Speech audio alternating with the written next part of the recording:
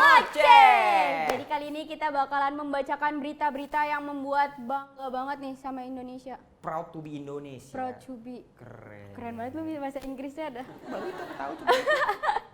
Jadi berita yang pertama ini ada dari Adi Utarini. Wanita asal Indonesia yang merupakan profesor di Universitas Gadjah Mada atau UGM ini masuk dalam 100 orang paling berpengaruh di dunia versi majalah Time 2021. Wow. Adi Utarini atau yang akrab disapa Profesor Uut adalah peneliti utama World Mosquito Program di Yogyakarta. Guru Besar Kesehatan Masyarakat di FKKMK UGM tersebut terpilih sebagai salah satu dari 10 ilmuwan versi Nature atas jasanya dalam uji coba teknik pencegahan demam berdarah menggunakan nyamuk yang membawa bakteri Wolbachia. Berdasarkan penelitian, pada wilayah yang menerapkan Wolbachia ini, angka kejadian demam berdarah menjadi 77% lebih rendah dibandingkan dengan wilayah yang tidak menerapkan Wolbachia. Selain itu, Profesor Adi Utarini juga memimpin Divisi Mutu Pelayanan Kesehatan di Ikatan Rumah Sakit Indonesia beserta menjabat sebagai redaktur utama Jurnal Akreditasi Rumah Sakit terbitan SARS. Ternyata sama nih. Ternyata apa maksud kamu? Uut. Maksud kamu itu kan? benar. Ternyata Uut pinter. Iya. Ih, otak kita kok sama sih? Aduh, ternyata dia tidak cuma bisa patah-patah doang. Iya, ternyata dia Profesor. berpengaruh. Kirain pengaruh bagi audiensnya dia doang. Iya, dia di kampus gitu juga ya. Oh, gitu kali. Tapi dia kan membawa nyamuk kan? Mah membawa nyamuk. Iya kan itu tadi itunya apanya penelitiannya gitu untuk demam berdarah. Iya, kalau kayak gitu penelitian demam berdarah kayak gitu nyamuknya digimanain sih? Kita nyari nyamuk masing-masing. Iya, Terus gimana cara kayak tahu ini nyamuk? Jadi ini nyamuk tuh jadi ada 3 negara. Iya. Indonesia, Jepang, sama Amerika. Iya. Lomba Nyamuk. matiin nyamuk. Udah mati nyamuk. Lomba matiin nyamuk. Amerika pakai tembak, 7 mati. Tepuk tangan penonton.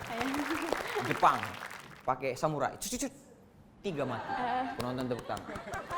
Indonesia pakai silet, 1 mati. Penonton, tapi pemenangnya Indonesia. Kenapa gitu? Gitu dilihat pakai kaca pembesar, nyamuknya kesunat. Lucu. Lumayan, jokes kodiannya lumayan. Lucu banget. Nah, itu tadi Profesor Adi Utarini yang masuk dalam 100 orang paling berpengaruh di dunia. Tapi sebelum Profesor Uut ini, ada Ibu Nike Widiawati yang juga termasuk orang paling berpengaruh di dunia. Pada tahun 2020, Direktur Utama Pertamina, Nike Widiawati dinobatkan sebagai wanita paling berpengaruh di dunia versi majalah Fortune. Nike berada pada urutan ke-16 dan mengalahkan sejumlah CEO global. Wow. Jadi selain itu, Nike Widiawati ini juga merupakan wanita Indonesia satu-satunya yang masuk dalam 50 Most Powerful Women International. Jadi penghargaan yang diberikan Fortune tadi terhadap wanita yang paling berpengaruh di dunia bisnis dengan basis perusahaan di luar Amerika Serikat. Fortune menyatakan Nike yang menjabat sebagai direktur utama dianggap berhasil memimpin Pertamina di tengah tantangan pandemi COVID-19 dengan efisiensi biaya dengan belanja modal serta menurunkan produksi minyak. Oh, Ibu. Minyak wajah. Bukan minyak Pertamina dong. Ini lebih tepatnya bahasa ibu-ibunya ngirit gitu. Ibu Nike ini ngirit. Ngirit ya lebih. Iya. Pinter banget ya mereka semua kayak berpengaruh semua di dunia ini gitu. Iya. Kayak gua berpengaruh gak sih sebenarnya? Soalnya, iya, gua berpengaruh gak menurut lo? Kalau gua nggak ada di sini, lu sama siapa? Sama Kiki Saputri. Bener sih. Jadi nggak ngaruh ya? Tapi untuk Depok sih mungkin Rafa berpengaruh. Enggak. Kalau Ayah Rojak baru berpengaruh. Kalau gua nggak ada ngaruh-ngaruhnya.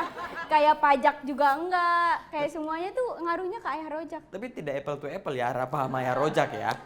Harusnya Umi Kalsum. Sama Ayu Ting Ting dong. Berikutnya, Menteri Keuangan Indonesia, Ibu Sri Mulyani Indrawati masuk dalam 100 wanita paling berpengaruh di dunia versi Forbes 2020. Forbes menyatakan bahwa sebagai Menteri Keuangan, Sri Mulyani meningkatkan pendapatan negara melalui reformasi perpajakan yang akan memperluas layanan e-filing dan meningkatkan kepatuhan wajib pajak. Oh, pakai filing ya ibunya ya? Iya, pakai e-filing. Iya, pakai filing, pakai kayak filingnya Maksud- gitu. Tapi orang Medan. Feeling itu tuh kayak kalau mau bayar-bayar tuh kan Iya. dikasih Itu billing. Itu Salah mah juga ada di ya? warnet lumba-lumba billing tuh, di warnet lumba-lumba billing.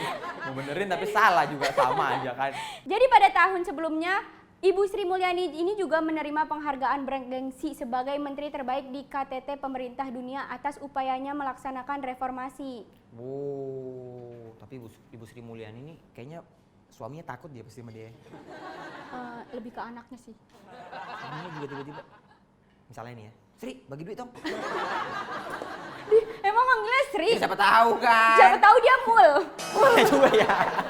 Sri bagi duit dong, habis. Terus suaminya marah. Dikasih duit habis, gimana sih ngatur duit? Gini aja nggak bisa. Dia mulut kau ya. Negara aja duitnya kuatur apa gitu. Tapi kayaknya. enak Bu Sri Mulyani kalau ngatur keuangan di rumahnya enak karena banyak duitnya. Kalau lagi nggak ada duit kan apa yang diatur? Bener juga ya. Akhirnya ngatur anak mana yang makan dulu, yang makan besok, yang sekolah dulu, yang sekolah besok gitu ya. Itu emang orang miskin harus pinter gitu ngatur-ngatur begitu ya Pak ya. Sama nyari utangan. Iya bener. Nih satu lagi nih, ada wanita tangguh yang berprestasi diakui sama dunia. Namanya Ibu Susi Pujiastuti, berada pada urutan 54 dari 100 wanita paling berpengaruh di dunia versi BBC 2017. Nama Ibu Susi Pujiastuti berada pada urutan 54 dari 100 wanita paling berpengaruh di dunia versi BBC 2017. BBC menyebutkan bahwa Ibu Susi Pujiastuti merupakan Menteri Kelautan dan Perikanan sekaligus pengusaha sukses.